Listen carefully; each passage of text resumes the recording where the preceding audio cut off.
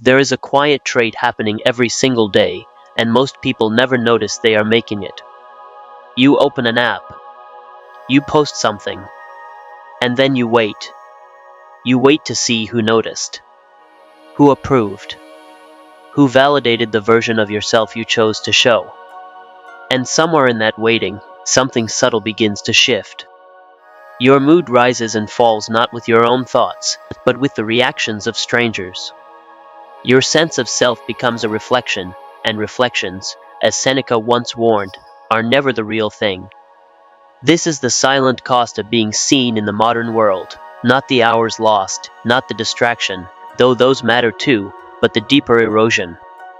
The slow surrender of your inner life to the approval of a crowd that doesn't know you, doesn't think about you, and will forget you the moment something more interesting appears on their screen. What is strange is that none of this is new.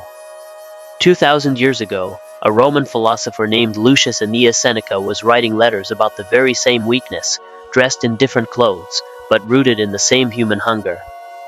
He watched people chase the praise of the Roman crowd. He watched senators reshape their character to fit what the crowd wanted. He watched men and women hollow themselves out in the pursuit of being admired. And he said, plainly, that this was a kind of madness. Seneca understood something that most people resist understanding even today, that the approval of others is not just unreliable. It is actively dangerous. Because the more you shape yourself around what others think, the less you actually are yourself.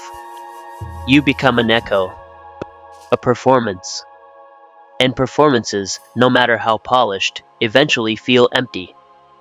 This is not an argument against using social media. It is an argument for using it without losing yourself in the process.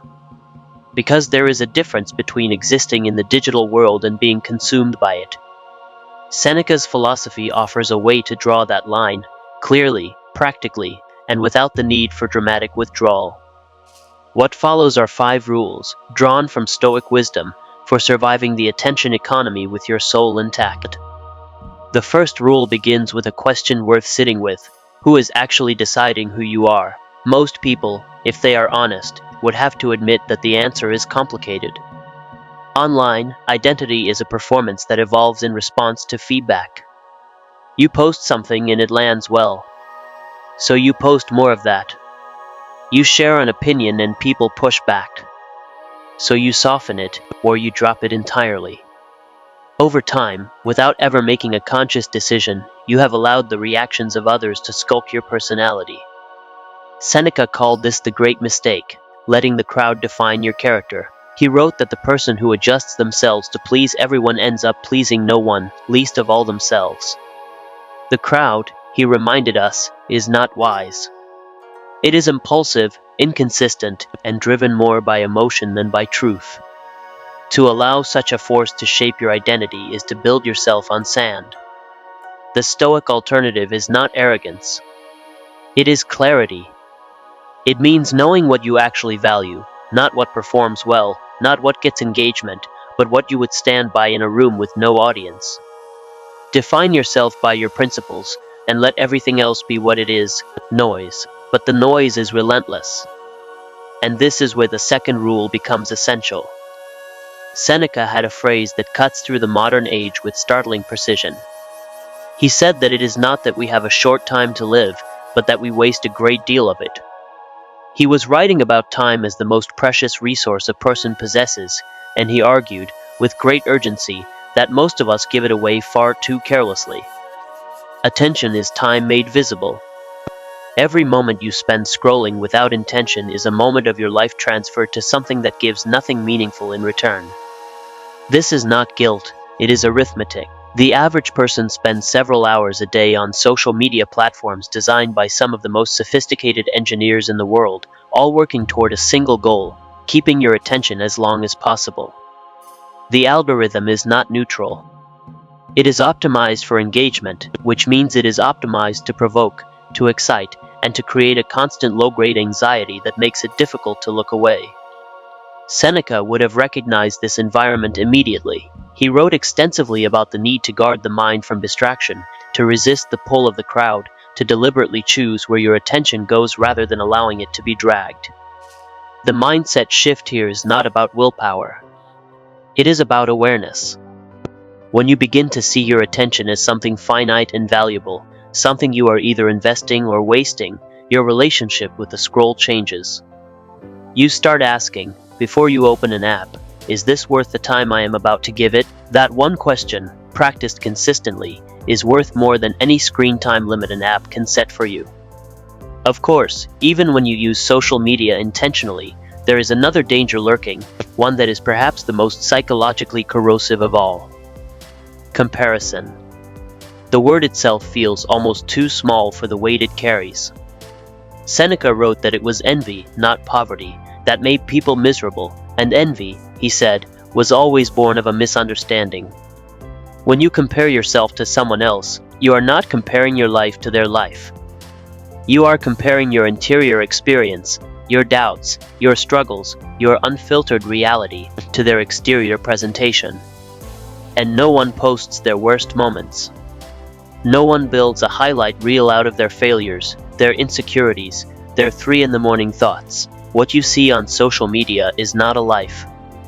It is a carefully selected performance of a life. And measuring yourself against a performance is not comparison, it is a trap. The Stoics had a term for misplaced value. They called it false judgment.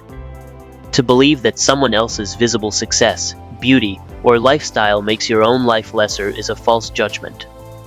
It is attaching your worth to something external, something you cannot control and cannot verify.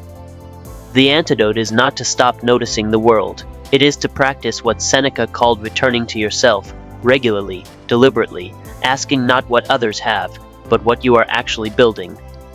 Gratitude is not a cliché here. It is a philosophical act of resistance against the comparison machine. This leads to the fourth rule, one that runs against nearly everything social media incentivizes. Speak less. Observe more. This sounds simple. It is genuinely difficult. Social media platforms are structured to reward output. Post more. React more. Engage more. The loudest voices rise. The most provocative takes get shared. Impulsivity is the native language of the feed. Seneca, who was himself one of the great writers of the ancient world, understood the difference between expression that adds something and expression that simply fills space. He wrote that silence, used well, was itself a form of communication, and that wisdom almost always required patience before speech. There is something worth recognizing about the culture of online debate. Most of it changes nothing. Most of it is two people performing certainty for an audience neither of them particularly knows. The Stoics were not passive. They believed in engaging with the world, but they believed engagement should serve a purpose. Ask yourself, before you type, am I adding clarity or am I adding noise? Am I responding from thought or from emotion? The pause before the reply is not weakness. It is the small space in which wisdom lives. And then, underneath all of these rules, there is the deepest one. The one that, if you truly internalize it, makes the others almost effortless. Your worth is not a number. It is not a follower count. It is not a like. It is not the reach of your last post or the approval of people who have never met you. This sounds obvious when it is stated plainly. And yet the anxiety that rises when a post underperforms, the quiet devastation of being unfollowed, the way a single negative comment can unsettle an entire day, these feelings reveal how deeply the false equation has taken root. Seneca was clear that true worth is internal. It is the quality of your character, the consistency of your actions, the integrity with which you live when no one is watching. These things cannot be measured by an algorithm. They cannot be validated by a crowd. They can only be known by you. The freedom that comes from detaching your self-worth from your visibility is not the freedom of indifference. It is the freedom of security. You can still create. You can still share. You can still engage with the world through these platforms. But you do it from a place of wholeness rather than hunger.